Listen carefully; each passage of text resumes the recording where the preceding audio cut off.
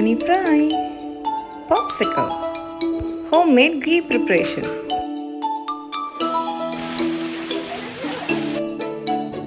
super crispy gobi 65, Costco shopping,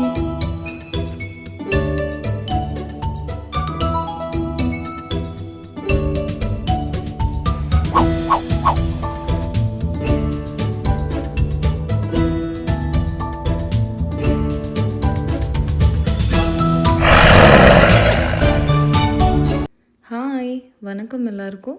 எல்லோரும் எப்படி இருக்கீங்க? நாங்கள் இங்கே ரொம்ப நல்லா இருக்கோங்க. ரொம்ப நாளைக்கு அப்புறம் அமெரிக்காவில் இங்கே மழை பெய்யுது. ஸோ ஈவினிங் ஸ்நாக்கோடு வந்து நம்ம ஸ்டார்ட் பண்ணலாம் இந்த வீடியோவை. காஸ்கோ ஷாப்பிங் வீலாக் வீடியோ தான் நம்ம இப்போ பார்க்க போகிறோம். காஸ்கோ என்ட்ரன்ஸ்லேயே இந்த ப்ளே ஸ்டேஷனை வச்சுருந்தாங்க. முன்னாடி வந்து நம்ம ப்ளே பண்ணி பார்த்துக்கிற மாதிரியும் இருந்தது. ஸோ வந்து கொஞ்சம் நேரம் அங்கே பாப்பா விளையாண்டு பார்த்துட்டு இருந்தாங்க.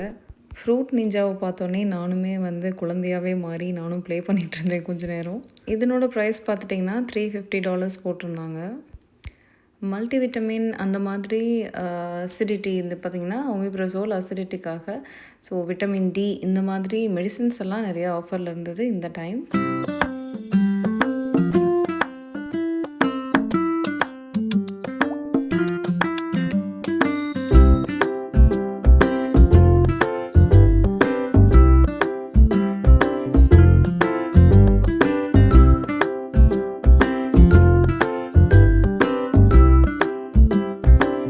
ஸ்பீக்கருமே கூட ஒரு $30 டீலில் தான் இருந்தது. எப்போ போனாலும் அந்த ஜுவல்லரி சைடு ஒரு பார்வை பார்க்காம வர்றதில்ல. ஸோ இந்த தடவை புது கலெக்ஷன்ஸுமே வச்சுருந்தாங்க. இந்த வேக்யூம் கூட ஒரு ஆஃபரில் இருந்ததுங்க. இந்த ஆஃபீஸ் சேர் கூட பேக் சப்போர்ட்டோட கொஞ்சம் நல்லா இருந்தது குவாலிட்டி. மந்த்லி ஒன்ஸ் நம்ம காஸ்கோக்கு வந்தால் கூட புது புது ப்ராடக்ட்ஸ் நிறையா இன்ட்ரடியூஸ் பண்ணிகிட்டே தான் இருக்காங்க. இந்த வாட்டி நிறையா டீல்ஸ் கூட இருக்குது. கண்டிப்பாக போய் செக் பண்ணி பாருங்கள். இப்போ தான் ஸ்ப்ரிங் முடிஞ்சு சம்மர் வந்த மாதிரி இருந்தது. அடுத்தது ஃபால்க்கான ஹாலோவின் டெக்கரேஷன் கூட வச்சுருந்தாங்க.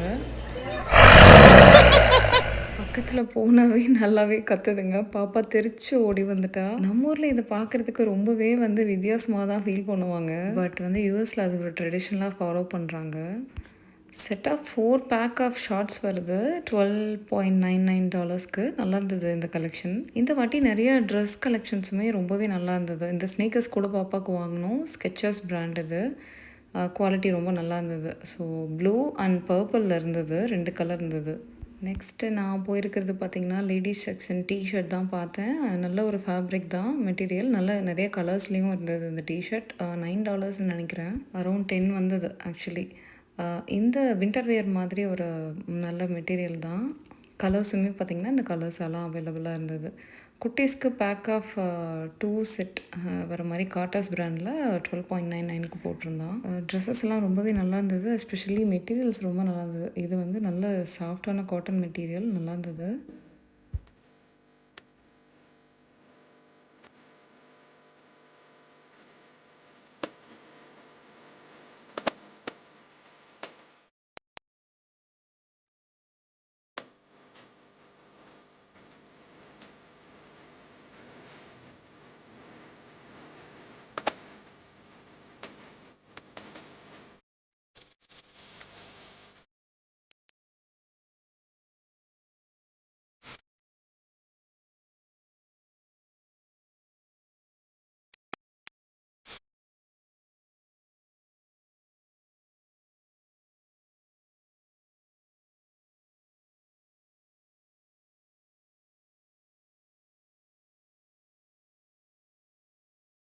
இந்த நிஞ்சா ஏர் ஃப்ரையர் கூட ரொம்ப க்யூட்டாக பார்க்கவே அழகாக இருந்தது. கிளாஸ் ஏர் ஃப்ரையர் இது. செட் ஆஃப் 3 வருது போல்.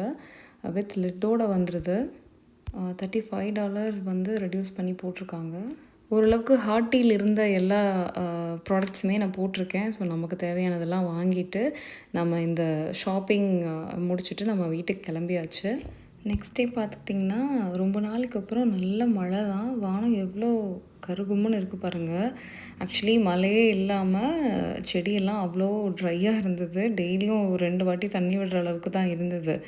இப்போ பார்த்துட்டிங்கன்னா ஒரு 3 டேஸாக கண்டினியூஸாக அடிப்பொடி மழை பெய்யுது. லஞ்சுக்கு பார்த்துட்டிங்கன்னா சொரக்காய் கூட்டு தான் செய்கிறேன். நான் 3 பருப்பும் சேர்த்து தான் செய்வேன். துவரம்பருப்பு, பாசிப்பருப்பு, அப்புறம் வந்து கடலைப்பருப்பு 3யுமே வந்து காலையில் எழுந்த உடனே ஊற வச்சுட்டேன். ஸோ பாருங்கள் ஒரு 3 ஹவர்ஸ்க்கு அப்புறம் நல்லா ஊறி வந்துருச்சு.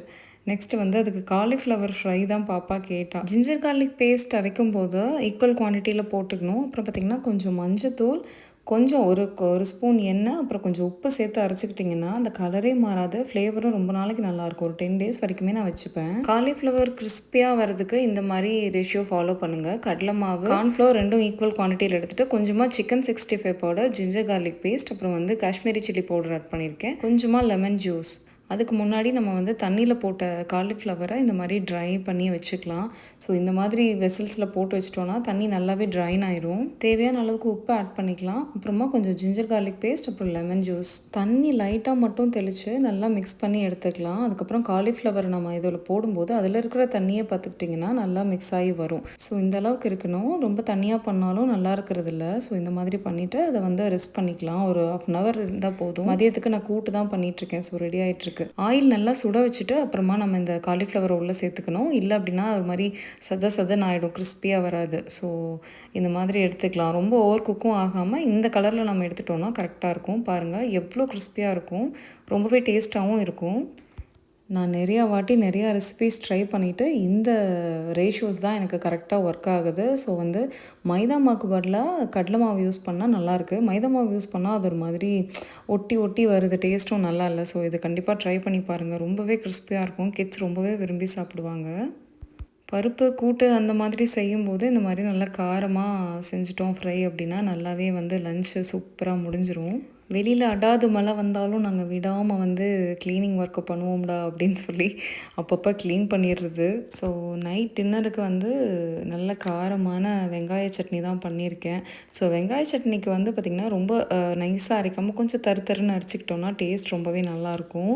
கம்பு தோசை தான் பண்ண போகிறேன். ஸோ அதுக்காக வந்து இந்த மாதிரி காரமான ஒரு வெங்காய சட்னி இன்றைக்கி பண்ணியிருக்கேன். டடான், மாவு இப்படி அழகாக சூப்பராக பொங்கி வர்றது பார்த்தாவே மனசுக்கு ரொம்ப சந்தோஷமாக இருக்குல்ல.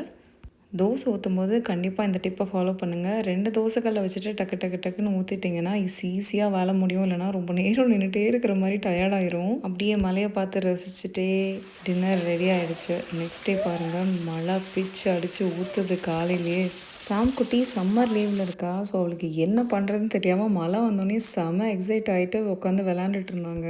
குக்கிங் கேம் விளாட்றேன், அந்த கேம் விளாட்றேன்னு கவுண்டர் டாப்பை அழுக்கு பண்ணிகிட்டே இருக்கிறது தாங்க இவளுக்கு வேலை. எனக்கு க்ளீன் பண்ணி ஒன்றும் முடியலை. மழை வந்தால் யாருக்கு சந்தோஷமோ இல்லையோ, இந்த பாருங்கள் செடி எவ்வளோ அழகாக சிரிச்சிட்டு இருக்குன்னு. நம்ம வெளியே போக முடியாமல், ஆஃபீஸ்க்கெலாம் போக முடியாமல் மழை வரும்போது கஷ்டப்பட்டால் கூட இந்த மாதிரி யாருமே தண்ணி ஊற்ற முடியாத மரங்களுக்கெல்லாம் அட்லீஸ்ட் தண்ணி வருமே அப்படின்னு சொல்லிட்டு நான் நினச்சிப்பேன். மணக்க வீட்லேயே நெய் தான் பண்ணிகிட்ருக்கேன். நல்லா அடிகனமான பாத்திரத்தில் நம்ம பட்டரை ஆட் பண்ணிவிட்டு ரொம்ப லோ மீடியம் ஹீட்டில் தான் செய்யணும், இல்லைனா தீஞ்சிரும். இங்கே நிறையா என்னோடய ஃப்ரெண்ட்ஸ் வந்து கேட்பாங்க, நல்லா டெக்ஸ்சராக வருது நெய் அப்படின்னு சொல்லிட்டு. நான் அவங்களுக்காக தான் இதை ஷேர் பண்ணுறேன். அந்த சத்தம் அடங்குற சமயத்தில் நம்ம இந்த இலையை பறித்தோம் இல்லையா, அதை வந்து நம்ம போட்டுடலாம். முருங்கைக்கீரை போட்டு அந்த நெய்யோட ஸ்மெல் இருக்கே, அப்படியே வீடு ஃபுல்லாக அவ்வளோ மணக்குதுங்க.